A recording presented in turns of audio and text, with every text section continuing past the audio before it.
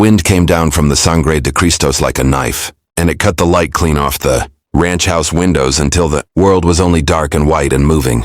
Snow skirled in hard little fists, rattling the tin roof and hissing across the yard where the fence leaned like an old man too, tired to stand straight. Christmas Eve had no mercy in that country. It never had. It only watched and waited to see who would break first. Inside the house, the fire was low. The coals glowed like dying eyes, and the smell of boiled beans clung to the air, thin and tired. The table was set for one plate, one spoon, one chipped cup with coffee gone cold.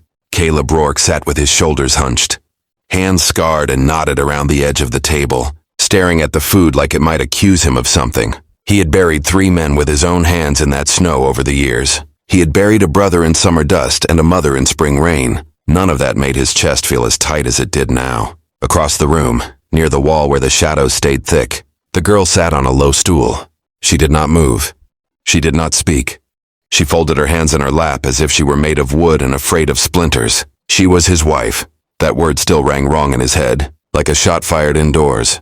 Wife, he had bought her in a transaction that left a bitter taste he could not wash out, no matter how many times he spat. A Chinese bride, the men in town had said, like they were talking about a sack of grain or a mule with a bad leg. She had come west in the belly of a ship, then overland in a boxcar that smelled of rust and fear. By the time she reached his ranch, her eyes had learned how not to look at things. Her name was Leon, or at least that was what the paper said. He had tried to say it right, and she had nodded, whether he did or not. On Christmas Eve, she had no supper. Caleb had cooked the beans and cut the last of the salt pork and poured the coffee. Habit did that, not kindness. Habit from years of eating alone. He had set only 1 plate without thinking, then noticed her watching, her gaze flicking from the pot to his hands and back again, quick as a rabbit's. He told himself she probably wasn't hungry. He told himself she had eaten earlier. He told himself many things, because the truth was sharp and he didn't want to pick it up. The truth was that he did not know what to do with her. Outside, something banged hard against the side of the house. The door rattled in its frame and the lamp flame jumped. Leanne flinched, her shoulders tightening, eyes going wide. Caleb stood at once, chair scraping loud on the floor, and reached for the rifle by the door. Another bang, a voice half lost in the wind. "Rourke, you in there?" Caleb's jaw set. He knew that voice. He opened the door a crack, snow blasting in like a thrown sheet. "What do you want, Miles?" he shouted. Silas Miles stood on the porch with his hat pulled low and his coat dusted white. His smile showed too many teeth. Behind him, shapes moved in the storm. Horses, maybe men. "Cold night," Miles said. "Figured I'd see if you were feeling neighborly." Christmas and all, Caleb kept the rifle where it was, the barrel visible. "Not a good night to ride. Go on back." Miles's eyes slid past him into the house. They found Leon sitting still as stone. The smile changed. It always did. "Heard you got yourself a little wife," Miles said. "Heard she don't talk much. That true?" "Go home," Caleb said. Miles laughed, sharp and short. "Just looking. No harm in that." One of the shapes behind him shifted closer. The wind gusted, and for a moment Caleb thought of blood on snow, bright as holly berries. "Last warning," Caleb said.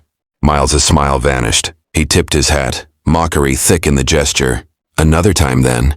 "Merry Christmas." He turned, the storm swallowing him whole. The door slammed shut, and the sound seemed to ring on and on. Caleb leaned his forehead against the wood, breathing hard. When he turned back, Leon was standing now, her hands clasped tight, eyes on the floor. He saw then that she was shivering. "Sit," he said too roughly. He softened his voice, tried again. "It's warm by the fire." She hesitated, then moved closer, slow and careful. She did not look at the table. He sat again and stared at the plate. The beans had skinned over, dull and gray. He picked up the spoon, then set it down. "You hungry?" he asked. The words felt stupid. Her eyes lifted just enough to meet his chest, not his face. She nodded once. Something inside him cracked. Not loud, not clean. Just enough to let the cold in. He pushed the plate toward her. She stared at it as if it might disappear. Then she shook her head, small and fierce, and pushed it back. "You eat," she said. Her voice was soft, careful with the sounds. "You work." He shook his head. "We eat." He broke the bread in half and put it on her side. He took the pot and poured the beans onto a second plate he fetched from the shelf, the one he had not set out. He split the meat, uneven but honest. Leon's hands trembled as she picked up the spoon. She waited until he took his first bite. Only then did she eat fast at first, then slower, tasting as if each mouthful needed permission. Outside, the wind screamed. Inside, the fire popped, a small, brave sound. Caleb watched her eat and felt the weight in his chest shift. Not gone, but different. He saw the hollow at her collarbone, the way her wrists were thin as willow switches. He saw the bruise on her forearm, yellowing now, old enough to be shame. "Who did that?" he asked before he could stop himself. She looked down, then pulled her sleeve lower. "Ship," she said. Or maybe she meant something else. He did not push. They ate in silence, the kind that listens. When they finished, he poured the last of the coffee into her cup. She sipped it and winced, then smiled, quick and surprised. Like she had forgotten how. A sound came again from outside. Not a bang this time. A crunch, a footstep. Caleb was on his feet, rifle in hand. He killed the lamp and moved to the window, peering through a crack. A shape lurked by the fence, another near the barn. Miles had not gone home.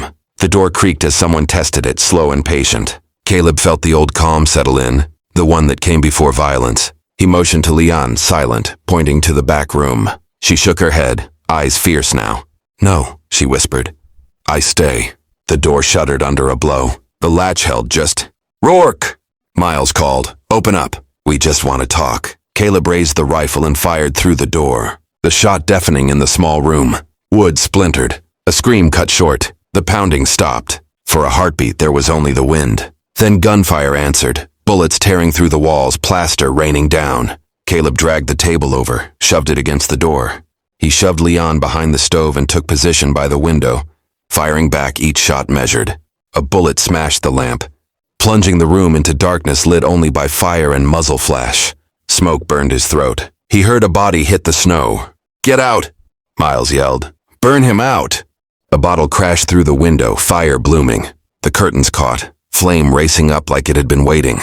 Leon screamed. Caleb grabbed a blanket, smothered the fire, coughing hard. Another bottle came, shattering against the wall, fire licking.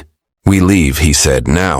They ran for the back door, snow blasting in as he kicked it open. The barn loomed dark. Shots cracked, one close enough to singe his ear. He felt Leon stumble and caught her, hauled her up. They plunged into the barn and slammed the door, breath ragged. Horses screamed, eyes white. Firelight flickered through cracks in the boards. Miles was laughing now, wild and ugly.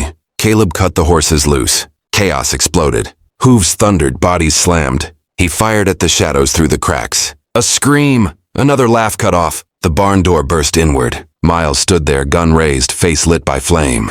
His smile was gone. "You should have shared," Miles said. Caleb fired. The shot took Miles in the chest. He staggered, disbelief blooming. He fell into the snow, red spreading fast. Silence came down hard. The house was burning. There was no saving it. The fire roared, eating memories and walls and the years Caleb had spent alone. They stood in the snow, breath steaming, watching it die. Leon clutched his coat, shaking. "I'm sorry," he said, not sure for what. She looked up at him, soot-streaked, eyes bright with tears that froze on her lashes. She shook her head. "You share," she said. "You save." He pulled her close, the cold biting, the fire warming one side of them and the night the other. Christmas bells did not ring in that place. No carols drifted on the wind. There was only the crackle of wood and the sound of two people breathing. They walked at dawn when the storm eased. Toward town, toward something else. Caleb buried the dead men before they left, hands numb, jaw set. He said no prayers. He did not need to. In the weeks that followed, word spread. About Miles, about the fire, about the rancher and his quiet bride. Some men sneered. Some women turned away. Some offered bread. Caleb took work where he could. Leon learned the words she needed and some she did not. She learned the land. She learned him. On nights when the wind howled, she would wake and he would be there. On days when the looks cut, he stood beside her, solid and unyielding. They built again, slower this time, with hands that knew loss. On another Christmas Eve, a year later, the table was set for two without thinking. The pot was full. The bread was warm. The wind came down from the mountains, sharp as ever. But inside there was light enough to share.